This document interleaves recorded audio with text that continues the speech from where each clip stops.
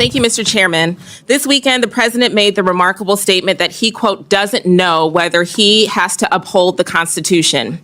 You, however, have taken a different position, both in your confirmation hearing and when you took the oath of office. You said that you were committed to complying with the Constitution. Do you still stand by that statement? Absolutely. I believe President Trump Excellent. as well. Let's start with Article 1, which gives Congress and only Congress the power of the purse. No money shall be drawn from the Treasury, but in consequence of appropriations made by law. But this administration is freezing, terminating, and even clawing back federal grants and awards that were already signed into law. These are taxpayer dollars that were appropriated by Congress for the specific purposes that we laid out. So, Secretary, let me ask you, do you believe the administration has the authority to subvert appropriations law to freeze and terminate congressional funding? The administration and the Department of Homeland Security used our authorities that we have to evaluate every grant that was in front of us and meet statutory requirements, but also to make sure that they were being spent appropriate. So, of course, the president is within his authorities. Make sure Ma'am, that this is my time. forward. Thank you so much.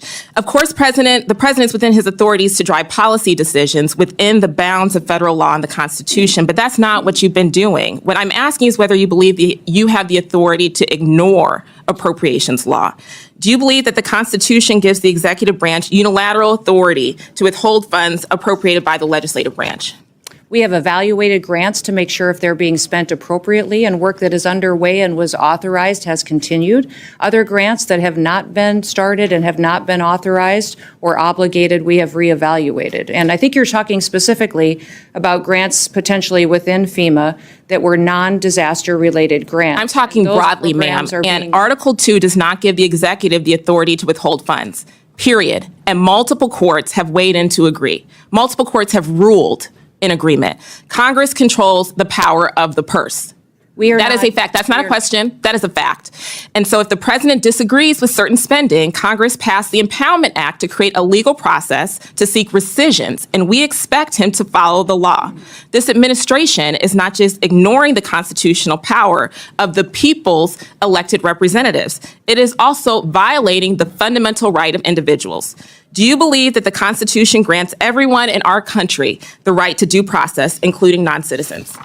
The administration has the authority to. Ma'am, I'm looking for a yes or no question. Yes or no. Do you believe the Constitution? Yes, ma'am. Do you, we have not conducted an claiming my time, Mr. Chairman? Time is yours. Okay. Secretary Noem, I'm just looking for a yes or no here. Do you believe the Constitution guarantees due process to everyone in America? Due process is exactly what this Congress lays out. Yes or no? It is, okay, ma'am, I'll take that as a no. On due process excuse me, I'm trying to ascertain your understanding of the law as it applies to your department, and you as its leader should be able to give us a yes or no answer, because judge after judge has ruled that the law is not being followed. Do you believe that the U.S. government has the authority to deport American citizens? No, and we are not deporting U.S. citizens. I'm so happy to hear that you do not believe that the law gives you that authority, because the federal government has no authority under U.S. laws to deport any American citizen.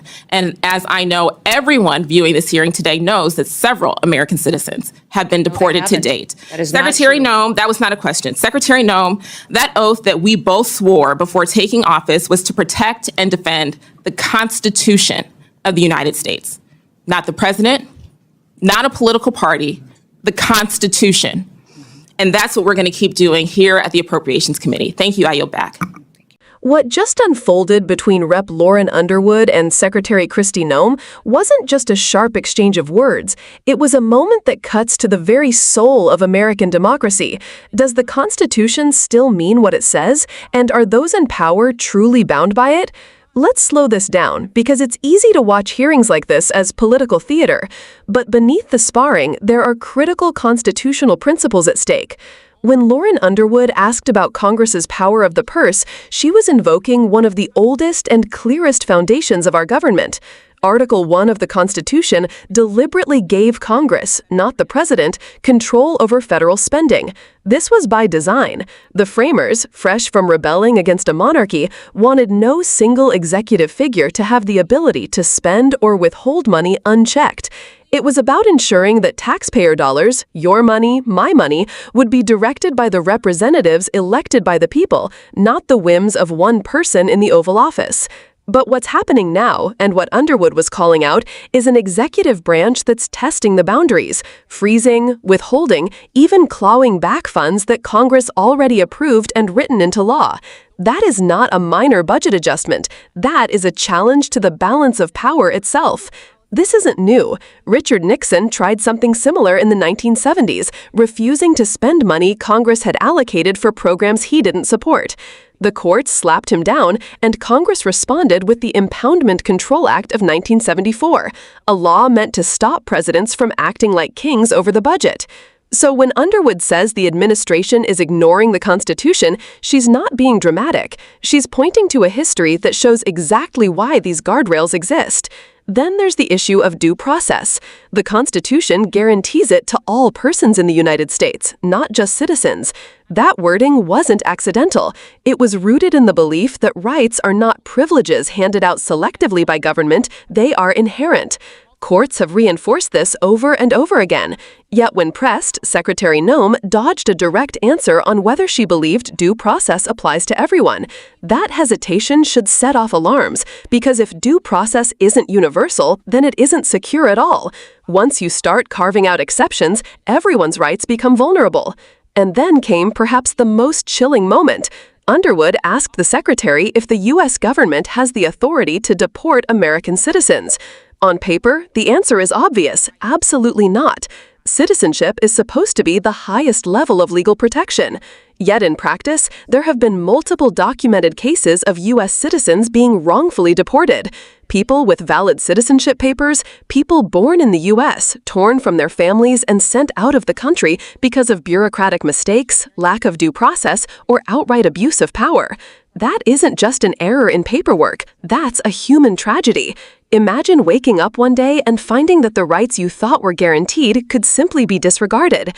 That's why Underwood's closing words carried so much weight. She reminded everyone that when officials take their oath of office, it isn't to serve a president, it isn't to serve a party, it is to uphold and defend the Constitution. That oath is supposed to transcend politics. But when you see officials hesitating to affirm the most basic constitutional guarantees, it raises the uncomfortable question: are they serving the Constitution, or are they serving power? And this is where it matters for all of us watching. These hearings aren't just abstract debates happening in a distant chamber. They're about whether the checks and balances that protect your rights are holding firm, or whether they're being eroded piece by piece. If Congress's power to control spending is ignored, then your elected voice is being silenced. If due process is denied to some, then due process is weakened for all. If citizenship can be disregarded in practice, then citizenship itself becomes less meaningful. So here's the big takeaway. The Constitution isn't just words on parchment. It only lives if we demand that it be honored. And the moment we stop paying attention, the moment we allow officials to bend or sidestep those guarantees without accountability, that's the moment those rights start to slip away. Lauren Underwood's exchange with Secretary Noem wasn't just about grants or legal definitions. It was about the ongoing test of whether America's system of government still works as it was intended, or whether it's being reshaped into something very different. And that's why it's on all of us to stay informed, to question power, and to remember that in a democracy, silence is not neutrality. Silence is surrender. If you care about these constitutional principles, make sure you keep watching, keep learning, and keep speaking out. Because democracy doesn't defend itself. We have to.